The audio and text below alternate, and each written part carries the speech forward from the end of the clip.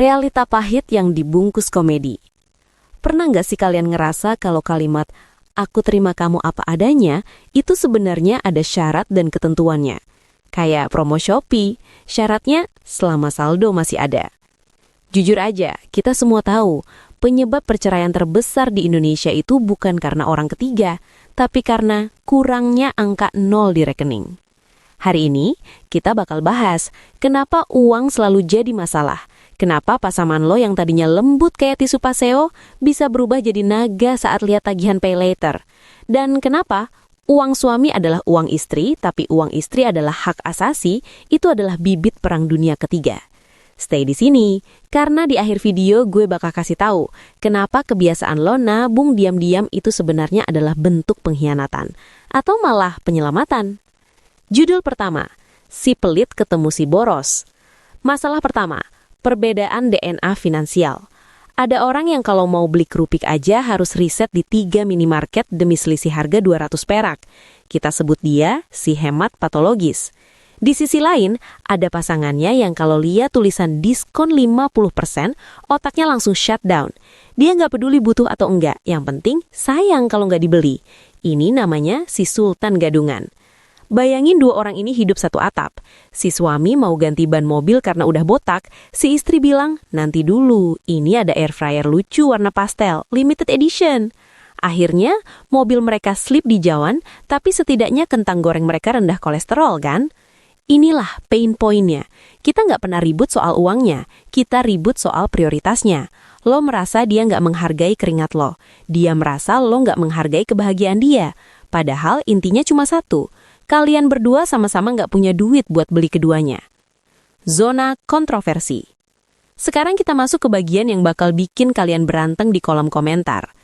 Kontroversi pertama, transparansi atau invasi. Banyak orang bilang kalau sudah nikah nggak boleh ada rahasia. Gue bilang bullshit. Punya uang dingin yang pasangan lo nggak tahu itu bukan jahat, itu proteksi. Kenapa?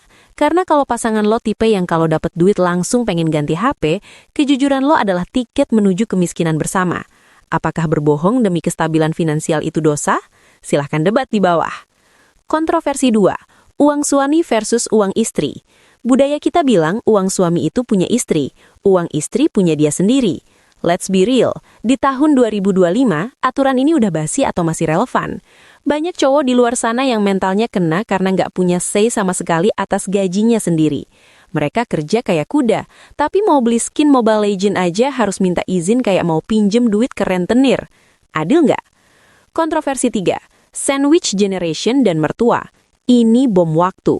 Berapa banyak dari kalian yang berantem karena pasangan lo diem-diem kirim duit ke orang tuanya, padahal buat bayar kontrakan aja ngos-ngosan? Mana yang lebih penting, bakti ke orang tua atau tanggung jawab ke pasangan? Kalau lo pilih salah satu, lo bakal dianggap durhaka atau dianggap nggak setia. Pilih mana? Kita semua terjebak di era kelihatan kaya. Lo berantem soal uang karena lo berusaha membiayai gaya hidup yang sebenarnya nggak mampu lo beli demi pamer ke orang-orang yang sebenarnya nggak peduli sama lo. Pain point-nya di mana? Pas tanggal 20, pas makan promak buat ganjel lapar, lo lihat story temen lo lagi liburan di Bali. Terus lo liatin pasangan lo dan bilang, kok kamu nggak bisa kayak suaminya si ini? Boom! Itu kalimat paling mematikan. Perbandingan adalah pencuri kebahagiaan, tapi tagihan kartu kredit adalah pencuri ketenangan jiwa.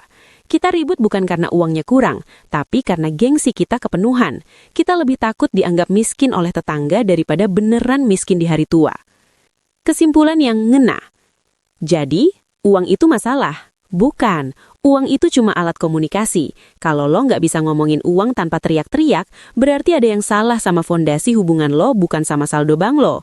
Uang itu ibarat bensin. Kalau mobil, hubungan lo emang udah rusak mesinnya, mau lo isi bensin sebanyak apapun, mau lo sekaya apapun, itu mobil tetap nggak bakal jalan bener. Malah kalau kebanyakan bensin dan ada percikan emosi sedikit, yang ada malah meledak. Buat kalian yang lagi berantem gara-gara tagihan listrik atau gara-gara pasangan diem-diem beli sepatu baru, ingat, kalian itu satu tim melawan masalah, bukan satu sama lain jadi masalah. Gue mau nanya dan jawab jujur di kolom komentar. Menurut kalian, lebih baik jujur tapi saldo mepet, atau punya tabungan rahasia tapi hidup tenang? Gue tunggu baku hantam kalian di bawah.